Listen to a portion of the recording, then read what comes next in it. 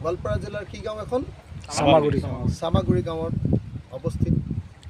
গোৱালপাৰা জিলাৰ গোৱালপাৰা টাউনৰ কাষতে উৰ্পদ বিল, অসমৰ দ্বিতীয় বৃহত্তম জলাশয়, অসমৰ দ্বিতীয় বৃহত্তম বিলখন। গোটেই গাঁওখন গাৰো মানুহৰ গাঁও। গাৰো অসমৰ এটা প্ৰধান জনজাতি। সেই গাৰো মানুহৰ এখন অতি চাফ চিকুণ গাঁৱৰ মাজেদি আহি আপুনি ইয়াত লাভ কৰিব এখন অতি সুন্দৰ, অতি মনোৰম, নিৰ্মল বতাহ থকা এখন বিল। সৰু সুৰা বিল নহয় দেই, অসমৰ ভিতৰতে দ্বিতীয় ডাঙৰ বিল।